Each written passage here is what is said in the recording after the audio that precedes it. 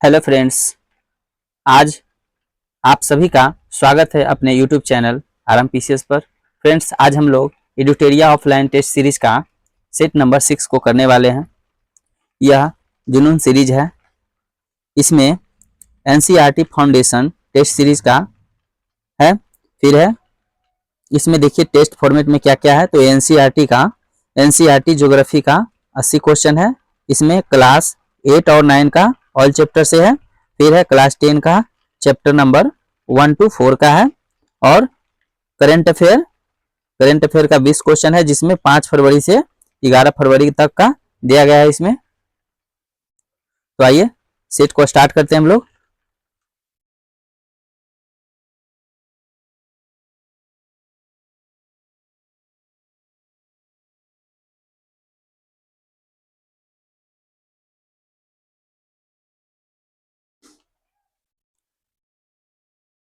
First question है, कथन दिया गया है और सत्य को बताना है। सन 1889 में सुएज नहर के खुलने से भारत और यूरोप के बीच दूरी 7000 किलोमीटर कम हो गई। तो ये क्या है? गलत है। फिर है भारत का देशांतरीय विस्तार 8 डिग्री 4 मिनट से उत्तर से 37 डिग्री 6 मिनट उत्तर तक है। ये भी गलत है। इसमें है फिर तीसरा, भारत विश्व का छठा सबसे बड़ा देश है। ये भी गलत है, यानी उपयुक्त में से कोई नहीं होगा। ऑप्शन नंबर डी सही है। इसमें है क्या? तो देखते हैं। भारत एक विशाल देश है।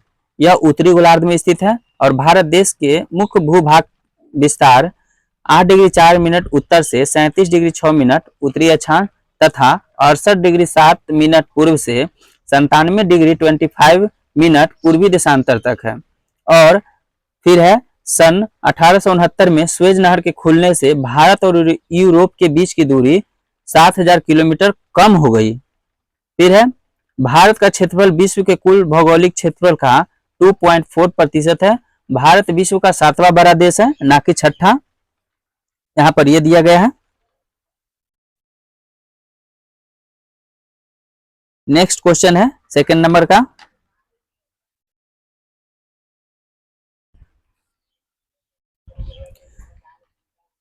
इसमें असत्य को बताना है। देखिए, उज्बेकिस्तान की सीमा अरल सागर जबकि तुर्कमेनिस्तान की सीमा कैस्पियन सागर से जुड़ती है या मिलती है। यह सही है। फिर है इथोपिया की सीमा Kenya, Somalia, Eritrea, Djibouti, Uganda एवं दक्षिणी सूडान से जुड़ती है या मिलती है। तो ये गलत है और गलत कहीं बताना है तो ऑप्शन बी हो जाएगा, केवल 2।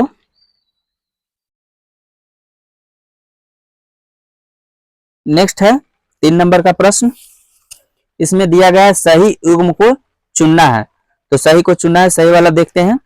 इसमें हो जाएगा डी, केवल 3, यानी यानम आंध्र प्रदेश में है। यह सही है। फिर है नेक्स्ट क्वेश्चन, कथनों पर विचार करना है। हिमालय की चौड़ाई पूर्व से पश्चिम की ओर घटती जाती है। क्या है? इसमें असत कथन को बताना है। तो ये गलत है। महान हिमालय का क्रोड बेसाल्ट का बना है। ये भी गलत है। आंसर हो जाएगा सी, 1 और 2 दोनों गलत है। सही वाला देखते हैं। इसमें क्या है? हिमालय विश्व की सबसे ऊंची पर्वत श्रेणी है और यह अत्यधिक असम अवरोधों में से एक है। ये 2400 किलोमीटर की लंबाई में फैले एक अर्धवृत्त का निर्माण करती है। इसके चौड़ाई कश्मीर में 400 किलोमीटर एवं अरुणाचल प्रदेश में 150 किलोमीटर है। फिर है महान हिमालय के बलय की प्रकृति असममित है। हिमालय के इस भाग का क्रोड ग्रेनाइट का बना हुआ है। यह श्रृंखला हमेशा बर्फ से ढकी रहती है तथा इससे बहुत सी हिमानियों का प्रवाह होता है। नेक्स्ट है 5 नंबर का प्रश्न। इसमें सत्य कथन को बताना है। आंसर हो जाएगा इसमें ए, केवल 1 सही है, यानी निम्न हिमाचल तथा शिवालिक के बीच में स्थित लंबत घाटी दून के नाम से जाना जाता है।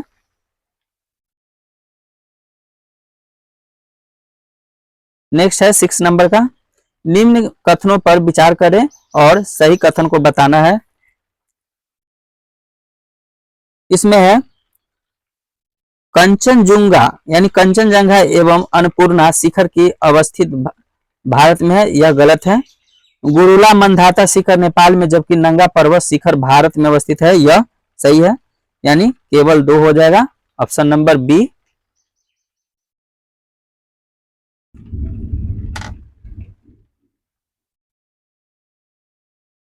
सात नंबर का प्रश्न है, इसमें बताना है निम्नलिखित में से कौन सा प्रायद्वीपीय खंड का भाग है, और इसमें देखते हैं क्या पूछा गया है, सत्य या असत्य। अच्छा, इसमें बताना है निम्न में से कौन कौन प्रायद्वीपीय खंड का भाग है, इसके बारे में बताना है।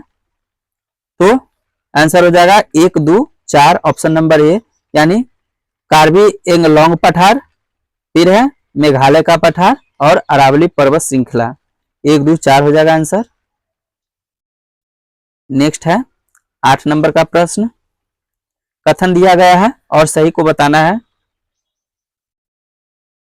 इसमें आंसर हो जाएगा ए, केवल 1 होगा, यानी पूर्वी घाट का विस्तार महानदी घाटी से दक्षिण में नीलगिरी तक है।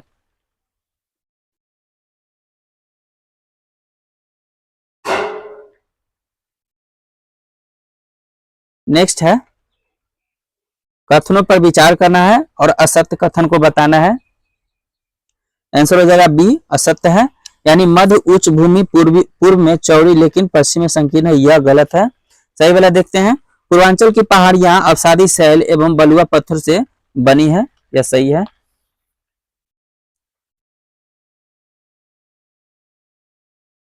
दस नंबर का प्रश्न है, कथनों पर विचार करें और सत्य को बताना है। आंसर हो जाएगा बी, केवल 2, यानी अरावली की पहाड़ियां बहुत अधिक अपर्दित एवं खंडित है। नेक्स्ट है 11 नंबर का प्रश्न, सिंधु नदी के संबंध में कथन पर विचार करना है और सत्य को बताना है। तो आंसर हो जाएगा डी, ना तो 1 और ना ही 2, यानी सिंधु नदी के मैदान का ढाल बहुत तीव्र है, यह गलत है। फिर सिंधु द्रोणी का 2/3 से कुछ अधिक भाग भारत में स्थित है, ये भी गलत है। देखते हैं इसमें क्या सही है। सिंधु नदी का उद्गम मानसरोवर झील के निकट तिब्बत से हुआ है। पश्चिम की ओर बहती हुई यह नदी भारत में लद्दाख में प्रवेश करती है। सिंधु नदी इस भाग में यह एक बहुत ही सुंदर दर्शनीय गार्ज का निर्माण करती है। इस क्षेत्र में बहुत सी सहायक नदियां जैसे है जास्कर है, नुब्रा है, श्योक है तथा हुजा है, इस नदी में मिलती है। सिंधु नदी में सिंधु नदी बलूचिस्तान तथा गिलगित से बहते हुए अटक में पर्वतीय क्षेत्र से बाहर निकल जाती है। फिर है सतलुज, ब्यास, रावी, चिनाव तथा झेलम आपस में मिलकर पाकिस्तान में मिठानकोट के पास सिंधु नदी में मिल जाती है। इसके बाद यह नदी दक्षिण की तरफ बहती है तथा अंत में कराची से पूर्व की ओर अरब सागर में मिल जाती है। सिंधु नदी के मैदान का ढाल बहुत धीमा है। सिंधु द्रोणी का इसका क्या है, सिंधु नदी का मैदान का ढाल बहुत धीमा है। सिंधु द्रोणी का 1/3 से कुछ अधिक भाग भारत के जम्मू कश्मीर यानी जम्मू कश्मीर, लद्दाख, हिमाचल तथा पंजाब में तथा शेष भाग पाकिस्तान में स्थित है। 2900 किलोमीटर लंबी सिंधु नदी विश्व की लंबी नदियों में से एक है। नेक्स्ट है क्वेश्चन 12 नंबर का, इसमें कथन दिया गया है और सही कथन को बताना है। इसका आंसर हो जाएगा डी, उपरोक्त में से कोई सही नहीं है। तो देखते हैं इसमें क्या कहा गया है। यमुना नदी हिमालय की यमुनोत्री हिमानी से निकलती है एवं गंगा के बाएं किनारे के समांतर बहती है तथा इलाहाबाद में गंगा में मिल जाती है, यह गलत है। हुगली गंगा डेल्टा का सबसे उत्तरी बिंदु है। फिर महानदी डेल्टा के उत्तर में चिल्का झील, ये सभी गलत है। देखते हैं इसमें क्या क्या सही है। हिमालय से निकलने वाली बहुत सी नदियां आकर गंगा में मिलती है, ठीक है। इनमें से कुछ प्रमुख नदियां कौन कौन है, तो देखिए गंगा में मिलने वाली नदियां कौन है, तो देखिए यमुना है, घाघरा है, गंडक और कोसी है। यमुना नदी हिमालय की यमुनोत्री हिमानी से निकलती है। यह गंगा के दाहिने किनारे के समांतर बहती है। यहाँ पर क्या दिया गया है, बाएं दिया गया है, जिस वजह से गलत है। यह दाएं तरफ से दाएं के समांतर बहती है। फिर है तथा इलाहाबाद में गंगा मिल जाती है, सही है। बाएं तथा दाहिने के किनारे की सहायक नदियों के जल से परिपूर्ण होकर गंगा पूर्व दिशा में पश्चिम बंगाल के फरक्का तक बहती है। यह गंगा डेल्टा का सबसे उत्तरी बिंदु है। महानदी डेल्टा के दक्षिण में चिल्का झील अवस्थित है। क्या कह रहा है कि महानदी डेल्टा के दक्षिण में चिल्का झील अवस्थित है। यहाँ पर क्या दिया गया था, उत्तर दिया गया था, जिस वजह से गलत हो गया। यहाँ पर दक्षिण हो जाएगा। नेक्स्ट क्वेश्चन है 13 नंबर का। 13 में है कि सत्य कथन को बताना है। कथन दिया गया है, अंतिम चरण में गंगा और ब्रह्मपुत्र समुद्र में विलीन होने से पहले पद्मा के नाम से जानी जाती है। क्या यह सही है? नहीं, गलत है। फिर है अंबाला नगर सिंधु तथा गंगा नदी तंत्रों के बीच जल विभाजक पर स्थित है। यह सही है। देखिए इसमें क्या कहा गया है। पहला कथन में गंगा की मुख्य धारा दक्षिण की ओर बहती है। गंगा की मुख्य धारा है जो दक्षिण की ओर बहती है, बांग्लादेश में प्रवेश करती है एवं ब्रह्मपुत्र नदी इससे आकर मिल जाती है। अंतिम चरण में गंगा और ब्रह्मपुत्र समुद्र में विलीन होने से पहले मेघना के नाम से जानी जाती है। अंबाला नगर सिंधु तथा गंगा नदी के तंत्रों के बीच जल विभाजक पर स्थित है।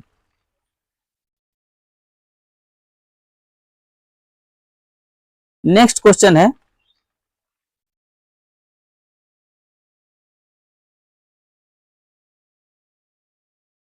14 नंबर का प्रश्न है। गलत कथन का चयन करना है। इसमें गलत को बताना है तो ऑप्शन नंबर ए हो जाएगा, यह गलत है। क्या है? केनूला महानदी की सहायक नदी है, यह गलत है। सही वाला को देखते हैं। सिंधु नदी अटक में पर्वतीय क्षेत्र से बाहर निकलती है। सिंधु नदी अटक में पर्वतीय क्षेत्र से बाहर निकलती है। फिर एक कोयना कृष्णा की सहायक नदी है, बिल्कुल सही है। भारत में दूसरा सबसे बड़ा जलप्रपात कावेरी नदी पर बनाती है, यह सही है।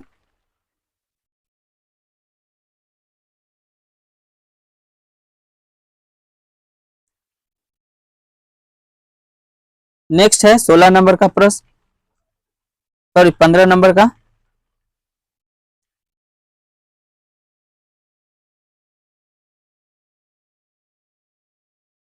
कथनों पर विचार करना और असत्य को बताना है। इसमें आंसर हो जाएगा ए, केवल एक असत्य है। सत्य वाला को देखते हैं। गोदावरी को दक्षिण गंगा के नाम से भी जाना जाता है, यह सही है।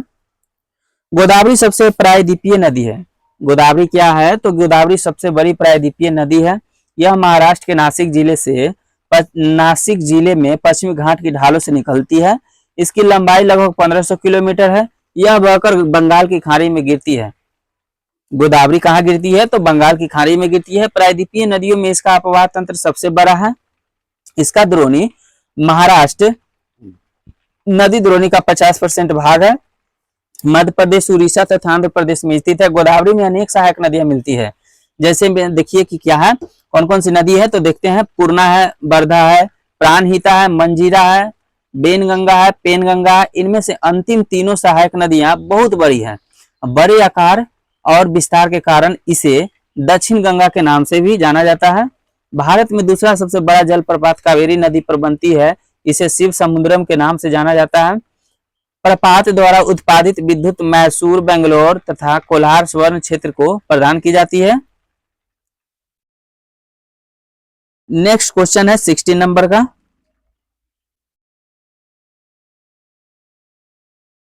कथन पर विचार करना है। इसमें बताना है कि कौन सा कथन असत्य है। आंसर हो जाएगा 2, यानी केवल 2 हो जाएगा।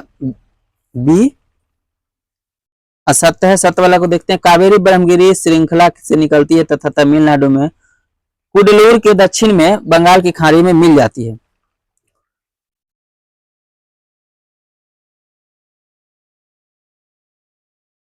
नेक्स्ट है 17 नंबर का। कथनों पर विचार करें और सत्य कथन को बताना है। तो क्या है? भवानी एवं काबिनी नदी कृष्णा की सहायक नदी है, यह गलत है। गोदावरी द्रोणी का 50% हिस्सा आंध्र प्रदेश में, ये भी गलत है। यानी डी हो जाएगा, ना तो 1 नहीं 2। देखिए क्या दिया गया है इसमें, प्रायद्वीपीय नदियों में इसका अपवाह तंत्र सबसे बड़ा होता है। किसका होता है, तो गोदावरी का। प्रायद्वीपीय नदियों में इसका अपवाह तंत्र सबसे बड़ा है। इसकी द्रोणी महाराष्ट्र नदी द्रोणी का 50% भाग, मध्य प्रदेश, उड़ीसा,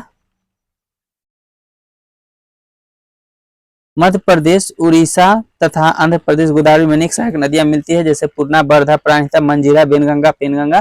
कावेरी नदी की प्रमुख सहायक नदियां हैं अमरावती, भवानी, हिमावती तथा काबिनी है।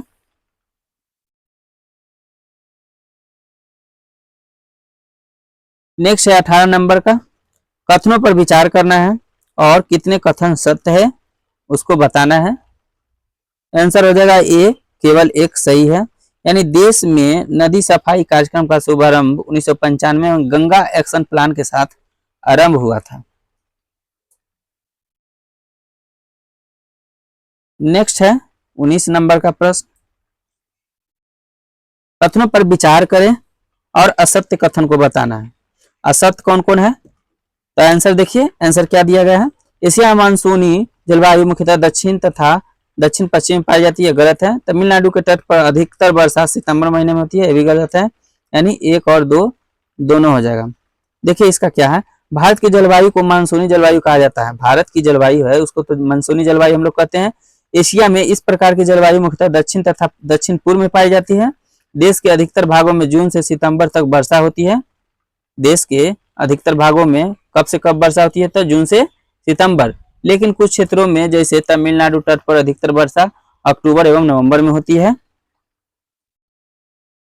नेक्स्ट है 20 नंबर का प्रश्न, किसी भी क्षेत्र के जलवायु को नियंत्रित करने वाले कारक कौन कौन है, तो इसके बारे में देखना है। आंसर हो जाएगा सी, 1, 3, 4, 5। यानी एक में क्या है, एक में अक्षांश है, 3 में क्या है तो ऊंचाई है, 4 में वायुदाब है, 5 में महासागरीय धारा है। ऑप्शन नंबर सी।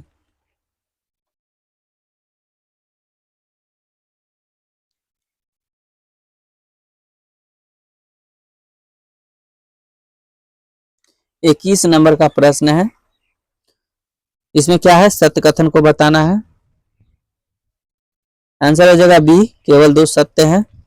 किसी भी क्षेत्र का वायु दाब एवं पवन तंत्र उस स्थान के अक्षांश तथा ऊंचाई पर निर्भर करती है, यह सही है।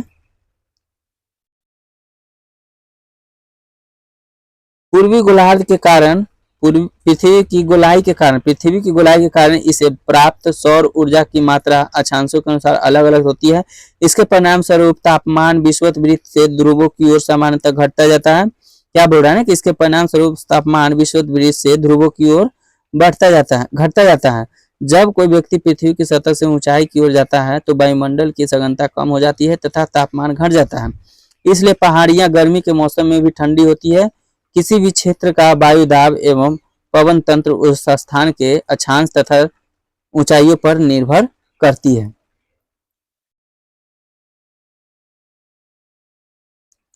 नेक्स्ट प्रश्न है 22 नंबर का, इसमें बताना है सत्य कथन को, तो आंसर हो जाएगा डी, ना तो 1 नहीं 2। तो देखिए इसमें क्या है, भारत के तटीय क्षेत्र की अधिकतम ऊंचाई कितना है, 300 मीटर है, गलत है। विश्व के अधिकतर मरुस्थल उपोष्ण कटिबंधीय भागों में स्थित महाद्वीपों के पूर्वी किनारे पर स्थित है, ये भी गलत है। तो इसमें है भारत के उत्तर में हिमालय पर्वत है, भारत के उत्तर में हिमालय पर्वत है। इसकी औसत ऊंचाई कितना है, हिमालय की ऊंचाई, इसकी औसत ऊंचाई लगभग 6000 मीटर है। भारत का तटीय क्षेत्र विशाल है जहां अधिकतम ऊंचाई लगभग 30 मीटर है। हिमालय मध्य एशिया से आने वाली ठंडी हवाओं को भारतीय उपमहाद्वीप में प्रवेश करने से रोकता है। विश्व के अधिकतर मरुस्थल उपोष्ण कटिबंधीय भाग में स्थित महाद्वीपों के पश्चिमी किनारे पर स्थित है।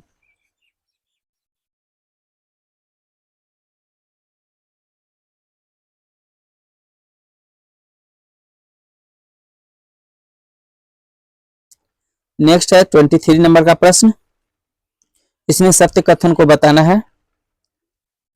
आंसर हो जाएगा बी, केवल 2 सत्य हैं। भारत के उत्तरी भाग में दिसंबर एवं जनवरी सबसे ठंडी महीने होते हैं।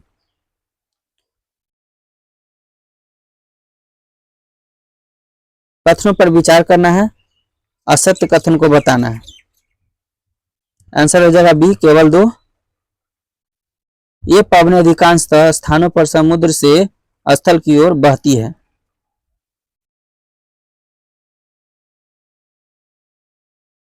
शीत ऋतु के संबंध में निम्न कथनों पर विचार करना है और बताना है कि सत्य कथन कौन सा है। आंसर हो जाएगा बी, केवल 2। यानी शीतकाल में उत्तरी मैदानों में होने वाली वर्षा को स्थानीय तौर पर महावट कहा जाता है। बिल्कुल सही है।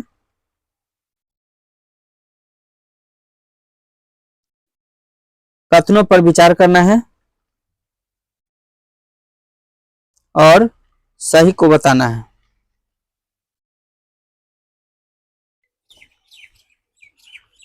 इसमें क्या कह रहा है कि जो दक्षिण पश्चिम मानसून के प्रारंभ में पश्चिम घाट के वृष्टि छाया क्षेत्र भारी वर्षा होती है। गलत है। दक्षिण पश्चिम मानसून की अधिकतर वर्षा देश के मध्य भागों में होती है, ये भी गलत है। फिर है सितंबर के प्रारंभ में मानसून पवनें उत्तर के मैदान से हट जाती है, ये भी गलत है। ऑप्शन नंबर डी, उपरोक्त में से कोई नहीं।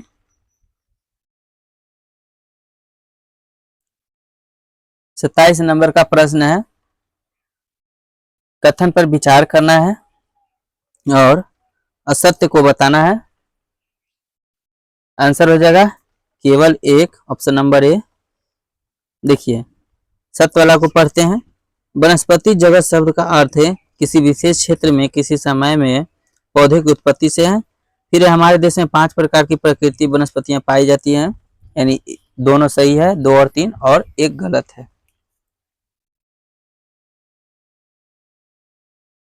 नेक्स्ट है निम्न विशेषता किस प्रकार की वनस्पति की है।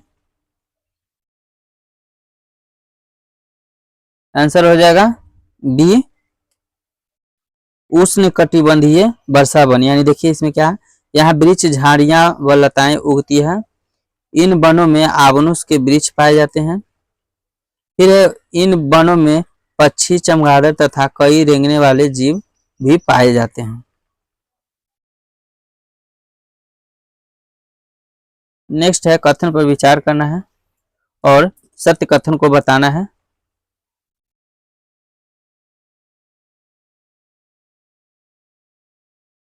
क्या है, आकाशिया एवं यूफोरबिया उष्णकटिबंधीय वर्षा वन के वनस्पति के उदाहरण है, गलत है। क्योड़ा एवं एगार वृक्ष पर्वतीय वन के उदाहरण है, ये भी गलत है। यानी 29 का डी हो जाएगा, ना तो 1 और नहीं 2।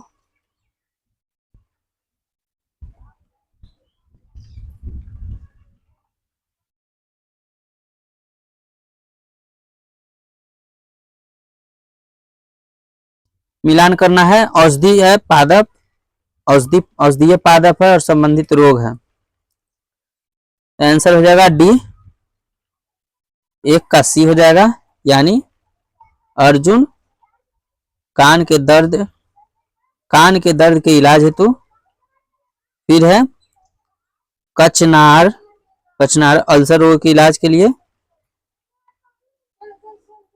फिर है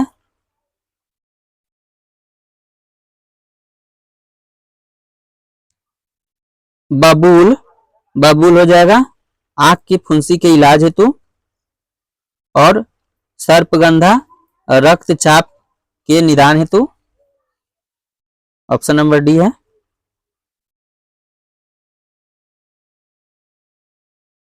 इकतीस नंबर का प्रश्न है, निम्न में से किन जीव मंडल नीचे की गणना विश्व के जीव मंडलीय निश्चय में नहीं की जाती है। आंसर हो जाएगा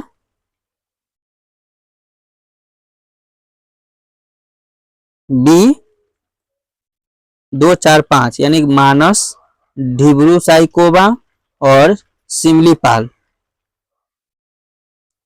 नेक्स्ट क्वेश्चन है 32 नंबर का, निम्न कथन पर विचार करना है और असत्य कथन को बताना है। इसमें असत्य कौन है, तो केवल 2 है, ऑप्शन नंबर बी। सही वाला देखते हैं। घड़ियाल मगरमच्छ की प्रजाति का एक ऐसा प्रतिनिधि है जो विश्व में केवल भारत में पाया जाता है।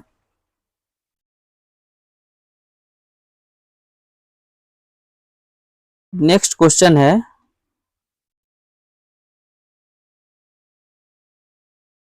33 नंबर का। कथनों पर विचार करें और सत्य कथन को बताना है। इसमें आंसर हो जाएगा बी, केवल 2 सही है। जामुन के पके हुए फल से बना सिरका का प्रयोग वायुसारी एवं मूत्रवर्धक के रूप में किया जाता है।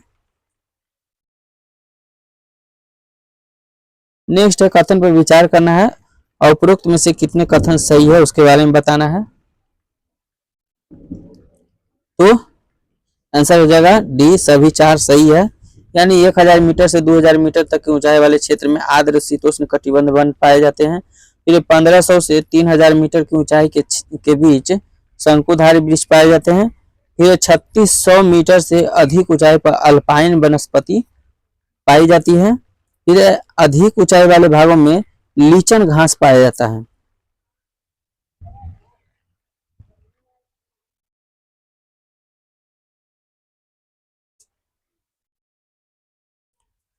कथनों पर विचार करें। 2011 के जनगणना के अनुसार कौन सा कथन सत्य है उसके बारे में बताना है। आंसर हो जाएगा डी, सभी कथन गलत है। देखिए क्या दिया गया है 35 में। मार्च 2011 तक भारत की जनसंख्या 12,106 लाख थी, जो कि विश्व की कुल जनसंख्या का 17.5% थी। यह 12.1 करोड़ लोग भारत के 32.8 लाख वर्ग किलोमीटर विश्व के स्थलीय भूभाग का 2.4% के विशाल क्षेत्र में असमान रूप से वितरित हुए हैं। 2011 जनगणना के अनुसार देश की सबसे अधिक जनसंख्या वाला राज्य उत्तर प्रदेश है, जहां की कुल आबादी 1990 लाख है। उत्तर प्रदेश में देश की कुल जनसंख्या का 16% हिस्सा निवास करता है। दूसरी ओर हिमालय क्षेत्र के राज्य सिक्किम की आबादी केवल 6 लाख ही रही है तथा लक्षद्वीप में केवल 64,429 लोग निवास करते हैं।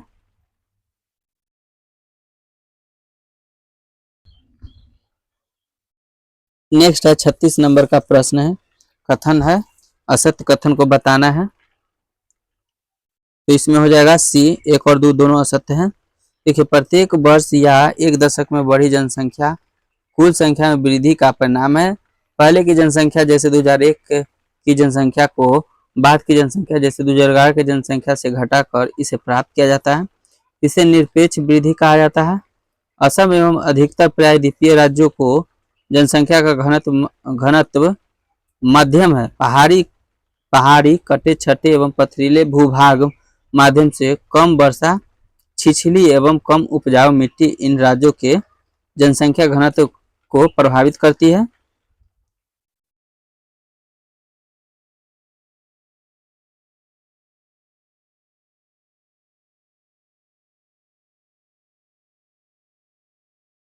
नेक्स्ट है 37 नंबर का।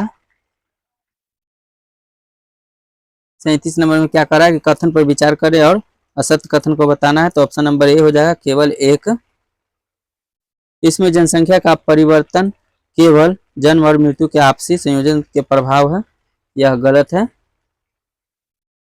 सही क्या है, भारत की जनसंख्या 1951 में 3,610 लाख से बढ़कर 2011 में 12,100 लाख हो गई है।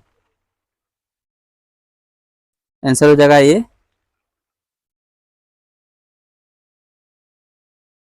अड़तीस नंबर का प्रश्न है, निम्न कथन पर विचार करना है और सत्य कथन को बताना है। इसमें हो जाएगा ना तो 1 और ना ही 2, ऑप्शन नंबर डी। देखिए इसमें क्या है, जब विशाल जनसंख्या में कम वार्षिक दर लगाया जाता है तब उसमें सापेक्ष वृद्धि बहुत अधिक होती है। जब 10 करोड़ जनसंख्या में न्यूनतम दर से भी वृद्धि होती है तब भी जुड़ने वाले लोगों की कुल संख्या बहुत अधिक होती है। भारत की वर्तमान जनसंख्या में वार्षिक वृद्धि संसाधन में पर्यावरण के संरक्षण को निष्क्रिय करने के पर्याप्त है। एक वर्ष में प्रति 1000 व्यक्ति में जितने जीवित बच्चों का जन्म होता है उसे जन्म दर कहते हैं। और यह वृद्धि का एक प्रमुख घटक है, क्योंकि भारत में हमेशा जन्म दर मृत्यु दर से अधिक रहा है।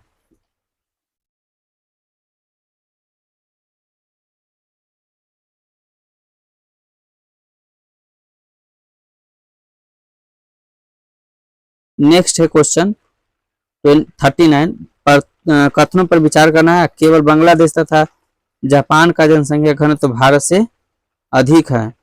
क्या कर रहा है कि असत्य को बताना है। ये सही है। 2011 में भारत की जनसंख्या 383 व्यक्ति प्रति वर्ग किलोमीटर है था, जबकि अरुणाचल प्रदेश का जनसंख्या घनत्व 17 व्यक्तिगत प्रति वर्ग किलोमीटर था। केवल 2 हो जाएगा।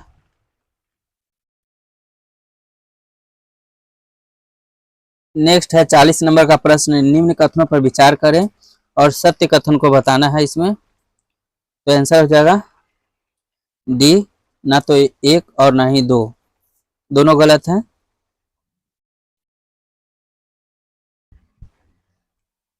नेक्स्ट है 41 नंबर का। कथनों पर विचार करें और असत्य बताना है। तो असत्य में केवल एक हो जाएगा, ऑप्शन नंबर एक।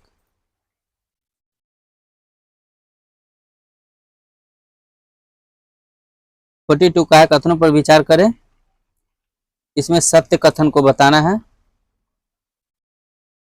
तो ऑप्शन हो जाएगा डी, ना तो एक और ना ही दो। देखते हैं इसमें क्या है। आंतरिक प्रवास जनसंख्या के आकार में कोई परिवर्तन नहीं लाता है, लेकिन यह एक देश के भीतर जनसंख्या के वितरण को प्रभावित करता है।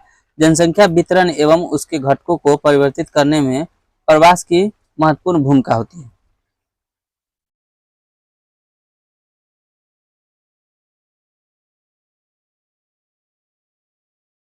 इसमें है गलत मिलान चुने, सहायक नदी और मुख्य नदी है। आंसर हो जाएगा सी, एक और तीन।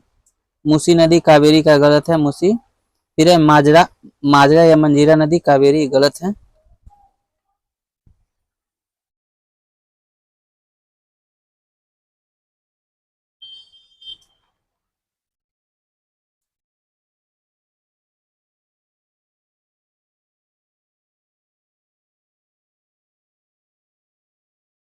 फोर्टी फोर नंबर है।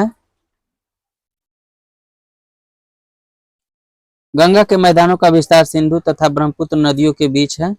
इसमें असत्य को बताना है। आंसर हो जाएगा एक, केवल एक असत्य है। सत्य देखते हैं, ब्रह्मपुत्र का मैदान विशेषकर असम में स्थित है। सही है।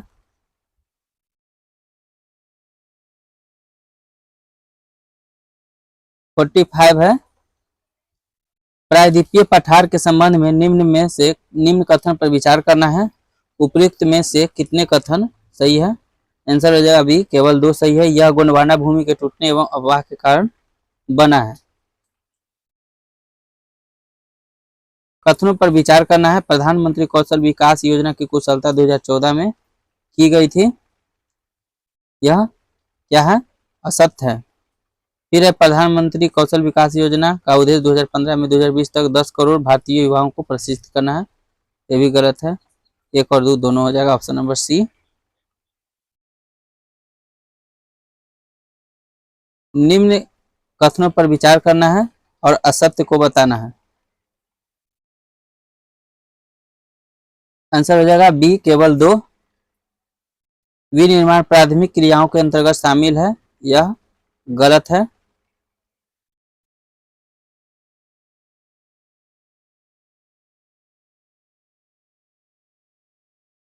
नेक्स्ट है 48 नंबर का। कथन पर विचार करना है और सत्य कथन को बताना है।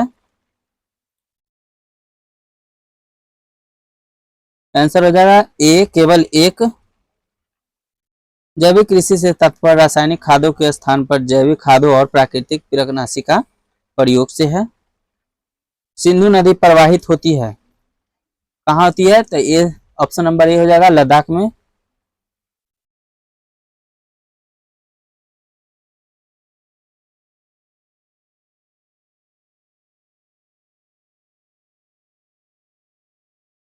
समुद्रम जलप्रपात अवस्थित है? कौन सी नदी पर है? कावेरी नदी पर है। Option number C. वह वनस्पति जो मनुष्य के बिना हस्तक्षेप के स्वयं उगती है, उस वनस्पति को क्या कहा जाता है? आंसर हो जाएगा ए, अक्षत वनस्पति।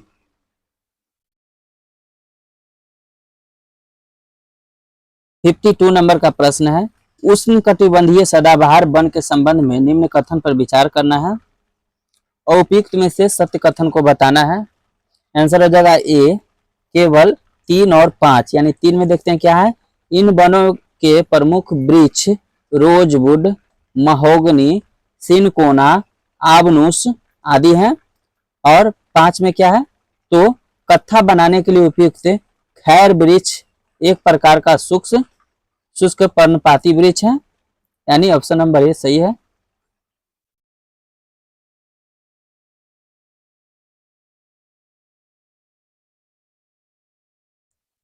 फिफ्टी 53 नंबर का प्रश्न है, हिमालयी पर्वतीय क्षेत्र में नीचे से ऊपर की ओर जाने पर पाई जाने वाली वनस्पति का सही क्रम कौन सा है?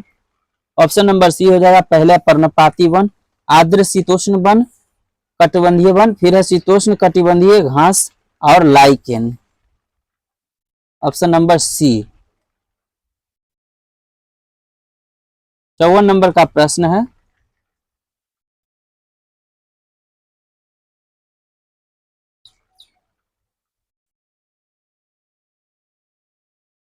निम्न कथन पर विचार करना है, उपयुक्त में से कौन सा कथन सत्य है इसके बारे में बताना है। आंसर हो जाएगा डी, ना तो 1 और ना ही 2।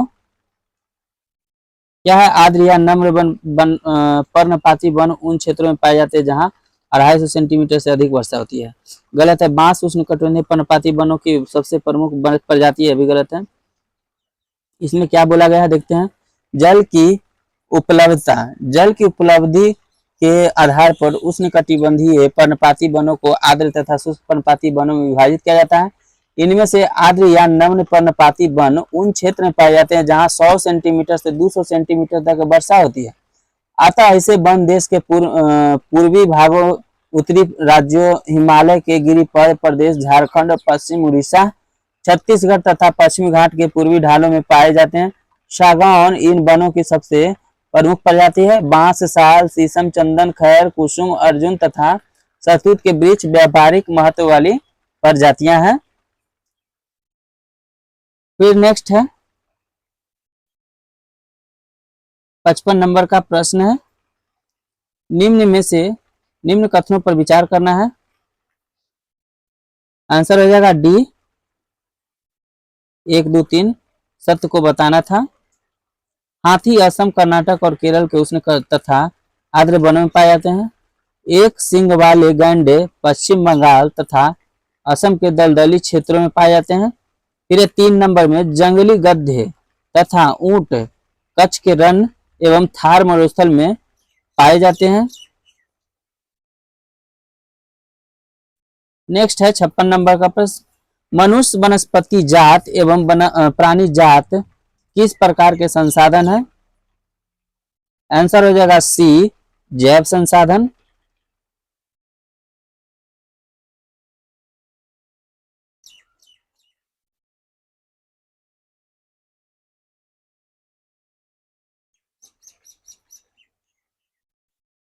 फिफ्टी 57 नंबर का प्रश्न है,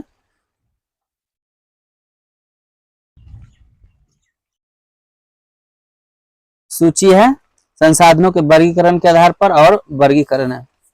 देखिए, पहला है उत्पत्ति के आधार पर, इसका हो जाएगा जैव संसाधन और जैव संसाधन,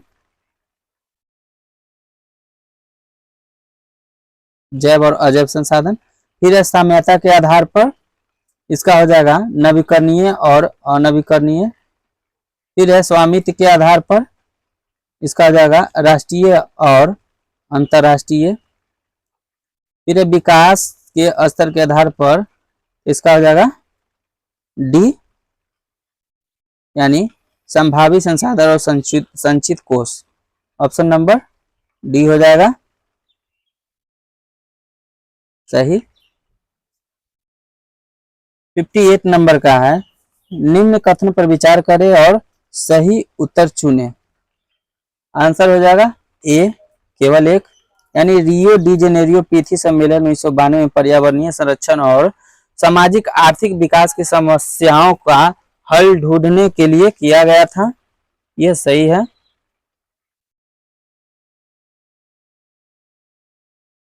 मृदा के संबंध में निम्न कथन पर विचार करना है।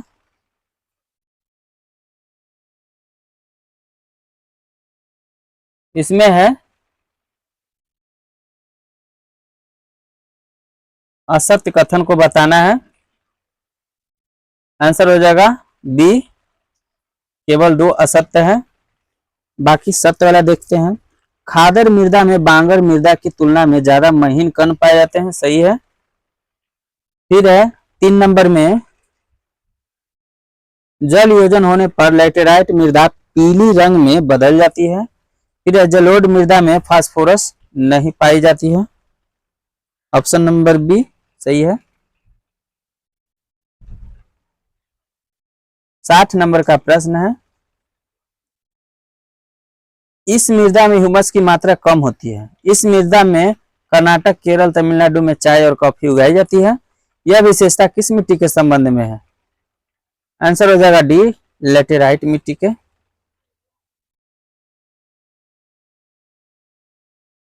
61 नंबर का प्रश्न है, इसमें असत्य को बताना है। आंसर दिया गया है डी, सभी 4 असत्य है।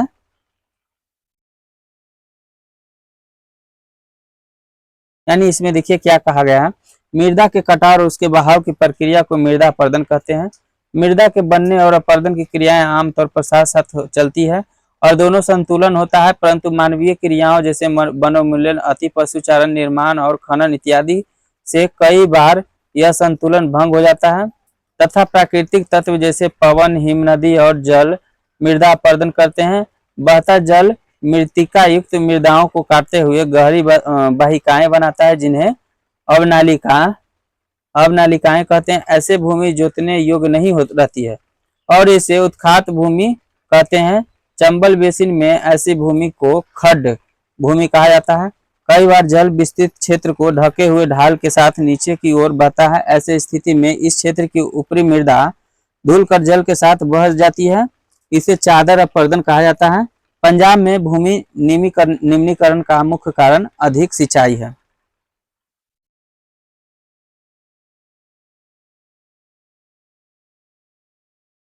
नेक्स्ट देखते हैं 62 नंबर का प्रश्न,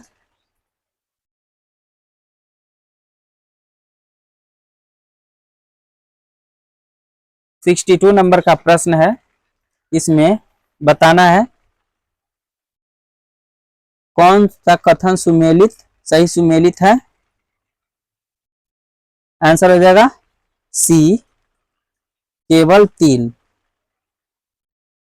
यानी अवर्गीकृत वन अन्य सभी प्रकार के वन और बंजर भूमि जो सरकार, व्यक्ति और समुदाय के स्वामित्व में होते हैं अवर्गीकृत वन कहे जाते हैं। नेक्स्ट है, निम्न कथन पर विचार करना है और सही कथन को बताना है।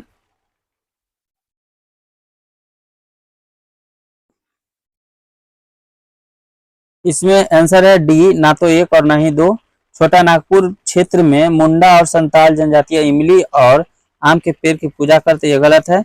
उड़ीसा और बिहार की जनजातियां शादी के दौरान महुआ और कंदम के पेड़ की पूजा करते, यह भी गलत है। देखिए इसमें क्या बोला गया है, कुछ समाज कुछ विशेष पेड़ों की पूजा करते हैं और आदिकाल से उनका संरक्षण करते आ रहे हैं। छोटा नागपुर क्षेत्र में मुंडा और संथाल जनजातियां महुआ और कदम के पेड़ों को पूजा करते थे। छोटा नागपुर क्षेत्र में मुंडा और संथाल जनजातियां महुआ और कदम के पेड़ की पूजा करते हैं। उड़ीसा और बिहार की जनजातियां शादी के दौरान इमली और आम के पेड़ की पूजा करती है। हम में से बहुत से व्यक्ति पीपल और बट वृक्ष को पवित्र मानते हैं, सही है। अब है 64 नंबर का, इसमें निम्नलिखित में से कौन सा संरक्षण तरीका समुदायों की सीधी भागीदारी से नहीं है? आंसर है डी, वन्य जीव अभयारण्य का परिसीमन। नेक्स्ट है निम्न कथन पर विचार करना है और सत्य कथन को बताना है। आंसर हो जाएगा ए, केवल एक सही है। प्रोजेक्ट टाइगर की शुरुआत वर्ष 1973 में हुई थी, यह सही है। फिर है 66 नंबर का प्रश्न, इसमें है संबंधित क्षेत्र है और कृषि से संबंधित प्रचलित नाम है। देखिए इसमें क्या कहा, मध्य प्रदेश में क्या कहा जाता है, तो दहिया कहा जाता है। झारखंड में क्या कहा जाता है, तो कुरुबा कहते हैं झारखंड में। फिर पश्चिमी घाट में कुमारी के नाम से जानते हैं और हिमालय क्षेत्र में खिल कहा जाता है। ऑप्शन नंबर ए सही हो जाएगा। 67 नंबर का प्रश्न देखते हैं। 67 में क्या है, निम्न कथन पर विचार करें और सही कथन को बताना है। इसमें कहा गया है, आंसर हो जाएगा इसका बी 1, 2, 4, यानी रबी की फसलों को शीत ऋतु में बोया जाता है, सही है।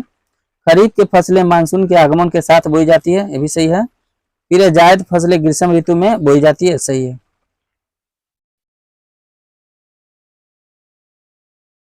सिक्सटी 68 नंबर का है, जब एक ही फसल लंबे चौड़े क्षेत्र में उगाई जाती है तो उस कृषि प्रणाली को क्या कहा जाता है। आंसर हो जाएगा ये रोपण प्रणाली, रोपण कृषि।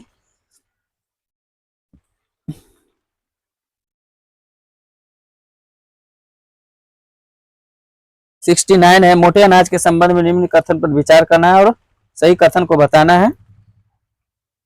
आंसर हो जाएगा बी, केवल 2, यानी रागी शुष्क प्रदेशों की फसल है। 70 नंबर का प्रश्न है, भारत में पश्चिमी विक्षोभ से होने वाली वर्षा किन फसलों के अधिक उत्पादन में सहायक होती है। आंसर है बी, रबी।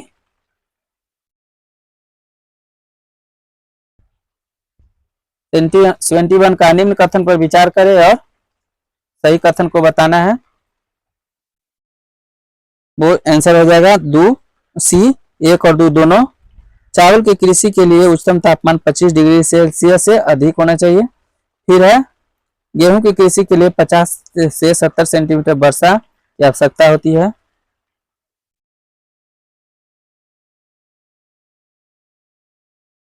सेवेंटी 2 का है, गन्ने की फसल के संबंध में नीचे दिए गए कथन पर विचार कीजिए और असत्य कथन को बताना है। आंसर हो जाएगा बी, केवल 2। ब्राजील गन्ने का विश्व में दूसरा सबसे बड़ा उत्पादक देश है, यह गलत है। गन्ना एक उष्ण और उपोष्ण कटिबंधीय फसल है, यह सही है।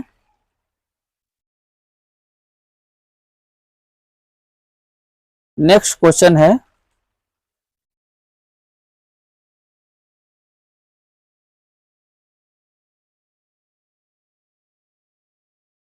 सेवेंटी 3 नंबर का प्रश्न है, कॉफी के संबंध में निम्न कथन पर विचार करना है और सही उत्तर का चयन करना है। आंसर हो जाएगा ए, 1 और 3 हो जाएगा, यानी भारत में अरेबिका किस्म की कॉफी उगाई जाती है जो आरंभ में यमन से लाई गई थी। फिर भारत में कॉफी की कृषि की शुरुआत बाबा बुदन पहाड़ियों से हुई थी, ये भी सही है। 1 और 3 सही है।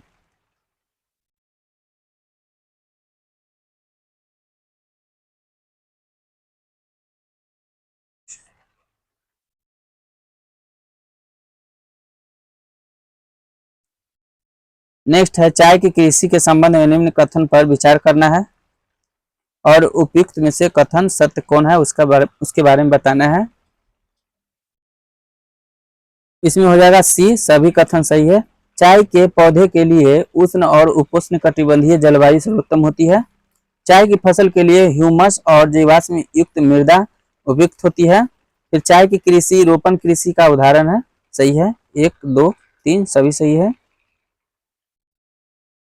नेक्स्ट है 75 नंबर का प्रश्न, गलत उत्तर को चुनना है। इसमें निम्न कथन पर विचार करें, रबर की फसल उष्ण एवं उपोष्ण क्षेत्र में उगाई जाती है, यह सही है। रबर फसल के लिए 50 से सेंटीमीटर से कम वर्षा की आवश्यकता होती है, गलत है। नर्मदा बचाओ आंदोलन रक्तहीन क्रांति संबंधित, गलत है। यानी ऑप्शन नंबर 2 और 3 डी हो जाएगा।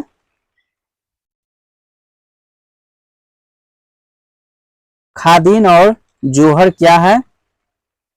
खादीन और जोहर क्या है? आंसर हो जाएगा ए, वर्षा जल संग्रहण की पद्धति है।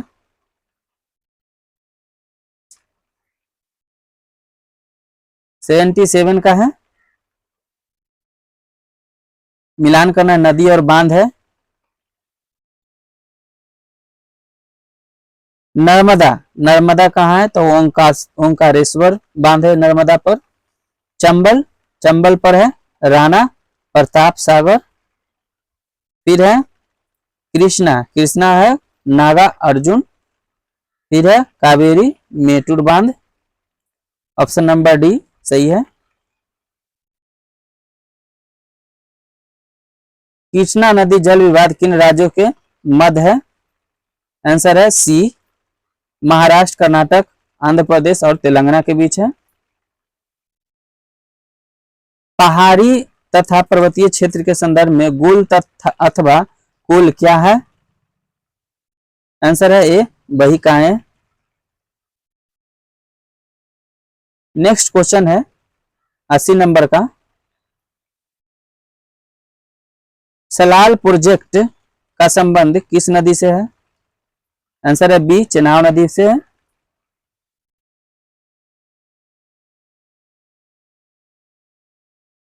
नेक्स्ट है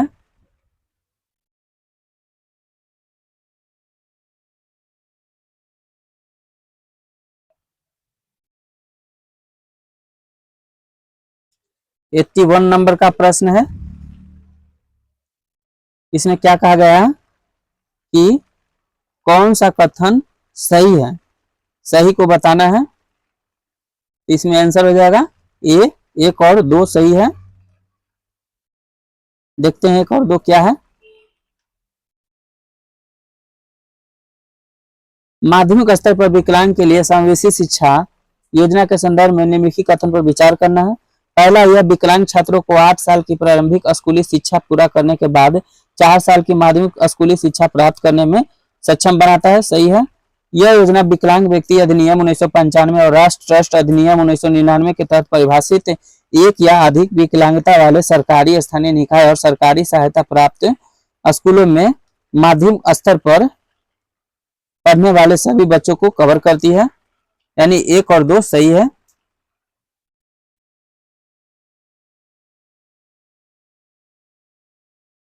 एट्टी 2 का देखते हैं। निम्नलिखित में से कौन सा निकाय केंद्र सरकार के राज्यों को करों के हस्तांतरण की सिफारिश करने के लिए जिम्मेदार है? आंसर है सी, वित्त आयोग। निम्नलिखित कौन सा व्यक्ति फोटोन गैस के सिद्धांत के विकास से जुड़ा है? आंसर हो जाएगा डी, सत्येंद्र नाथ बोस। नेक्स्ट है 84 नंबर का प्रश्न।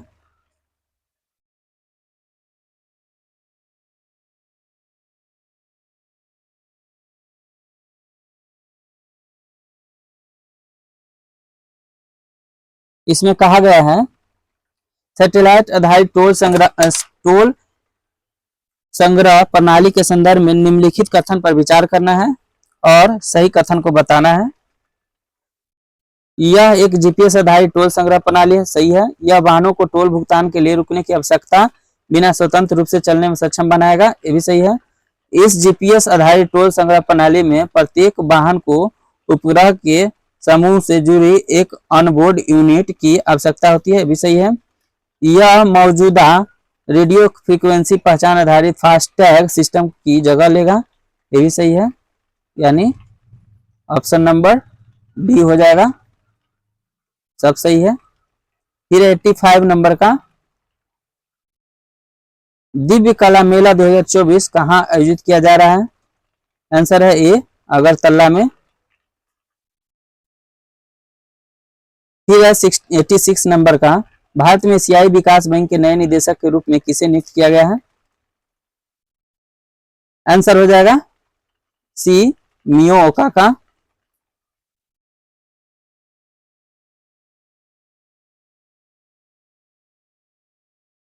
87 नंबर का प्रश्न है, हाल ही में कृषि मंत्री अर्जुन मुंडा ने कौन सा पोर्टल लॉन्च किया है? आंसर हो जाएगा सी, सारथी पोर्टल। 7वां हिंद महासागर सम्मेलन किस देश में आयोजित किया जाएगा? आंसर है डी, ऑस्ट्रेलिया में।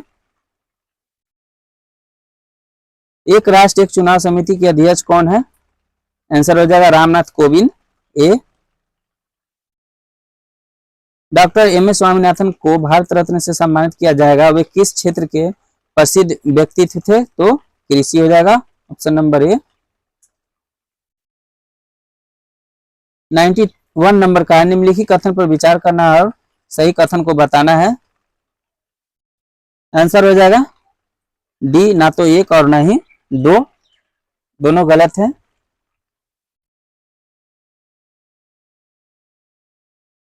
नेक्स्ट है 92 नंबर का, निम्नलिखित में से कौन सा उत्तर पूर्व क्षेत्र के लिए प्रधानमंत्री विकास पहल योजना प्राथमिक उद्देश्य है? आंसर हो जाएगा बी, NER में विकास संबंधी अंतरालों को दूर करना और बुनियादी ढांचों में सुधार करना था। 93 नंबर का है, कालादान मल्टी मॉडल प्रोजेक्ट के संदर्भ में निम्नलिखित कथन पर विचार करना और सही कथन को बताना है। आंसर हो जाएगा बी, 2 और 3, यानी इससे संकीर्ण सिल्लीगुड़ी गलियारे के माध्यम से माल परिवहन की आवश्यकता कम हो जाएगी। यह भारत की एक्ट ईस्ट नीति को मजबूत करेगा, यानी 2 और 3 सही है।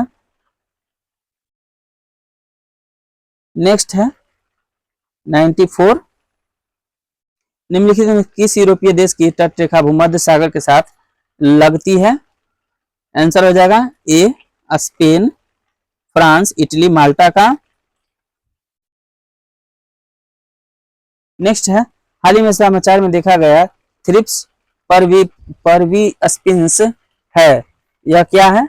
आंसर हो जाएगा सी, एक कीट है ये।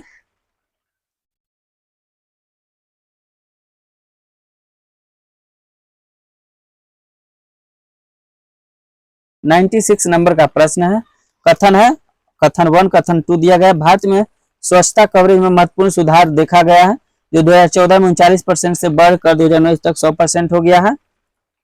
यह क्या है? सही है, कथन 1 सही है। फिर है, स्वच्छ भारत मिशन का लक्ष्य 2019 तक सार्वभौमिक स्वच्छता कवरेज करना है, यही सही है, ऑप्शन नंबर ए सही है। ब्लू इकोनॉमी के संदर्भ में ब्लू कार्बन शब्द का अर्थ क्या है?